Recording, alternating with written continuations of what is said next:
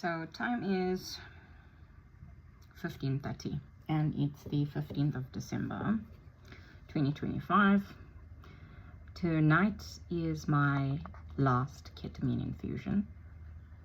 As bittersweet as it is to end this journey, and I must tell you, I'm not ending a journey. I'm at the beginning of a new, not even chapter, I'm writing a whole new book.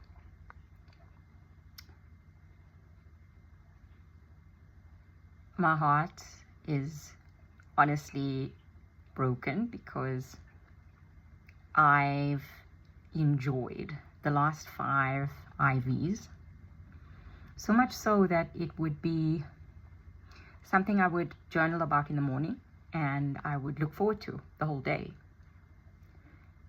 And now with my 6th ketamine infusion in just 2 hours actually, I know that the IVs end, but my journey continues, my work continues, the reflection continues, my window of neuroplasticity continues. The work, the inner work has already started. And now I just stay consistent. It's amazing how over the last couple of weeks, I noticed this massive change in my personality, in who I am, and how I was viewing myself and how I view myself now.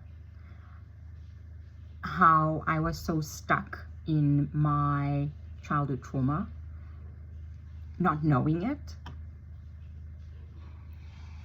not really understanding how important childhood trauma work, shadow work is in order for you to be a better adult. And I can tell you, I am a very different person than I was before I started the ketamine therapy. Not only were the last couple of years some of the most difficult that I've ever faced, but it was so transformative. And I mean, I would change everything if I could about the last few years. I would have made different choices in, you know, when it came to friends, family, work, relationships, business. It was definitely a year where I made some really poor decisions, but it was also what needed to happen for me to see how I was just stuck in this repetitive cycle, this loop.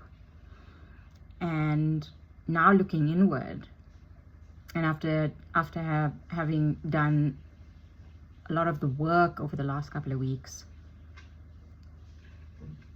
it's just so clear that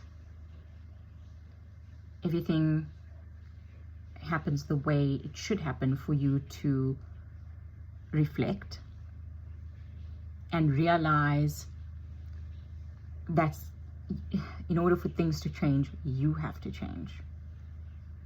You know, I was always about mantras and attracting, you know, there's a saying, you know, if you can see it in your mind, you can hold it in your hand.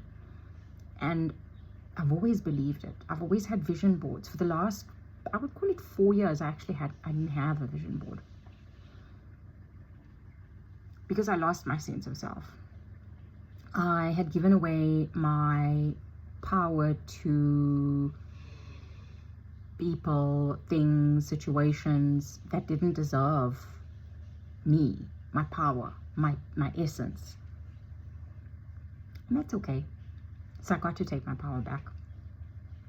And the ketamine has just reignited a whole new version of me, awakened a whole new version of me that Sometimes I sit and I think, wow, should I be this calm? I've just launched a new business. I'm doing something very unique, and honestly, just it aligns with who I am as a human. The work I do now is very people and human centric, and I'm so glad I get to choose how my business runs, and I'm not, there's no corporate red tape, and there's nobody dictating how this model works. I'm flexible, I change it up, but most importantly, I get to help people, like genuinely help people, one human at a time. And the more I use this window of neuroplasticity to get rid of the old paradigms and program new paradigms, it's like taking a motherboard of a computer and short-circuiting it, and taking all of the old hard drives. I mean, I'm not an IT person, but I think it's like old programming, old hard drives, whatever it is. It's like revamp, take the entire hard drive out, put a new hard drive in with a new improved operating system, and yeah, go. Now, whatever I can see in my mind, I will hold in my hand, because I'm making that happen.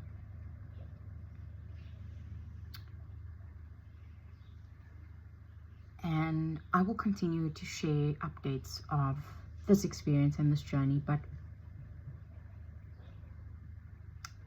yeah, today is a sad day for me, but I'm also very grateful to have had the opportunity to go on this journey, to go on this trip, to experience ketamine therapy, and know that this was an investment I made for the rest of my life.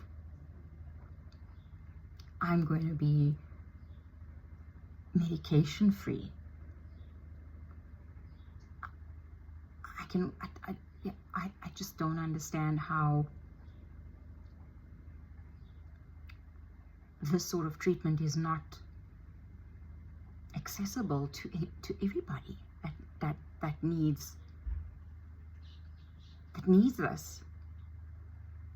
And if I look at this documentary I watched on Netflix, it's called How to Change Your Mind, and they speak about mescaline, they speak about what is the others, psilocybin, which is the magic mushrooms. They talk about LSD, they talk about MDMA, and how these plants that are grown naturally from Mother Earth have been researched 30-40 years ago, and how the governments have put a stop to it and banned these substances because they then were being abused. But in the right hands, under the right care, this treatment can save so many lives. And again, this is on the back end of the funeral I was at 2 days ago of an old friend who committed suicide because of depression. Biggest personality. But that void that she had, the darkness that she had, that she just could not shake, that's essentially what pushed her over the edge. And I think that could have been completely avoided had she known about this sort of thing. Had she known that there was a way to reprogram your mind. So I'll keep you guys posted with any updates and any changes, but today's not my best. Alright guys, we'll update you guys soon.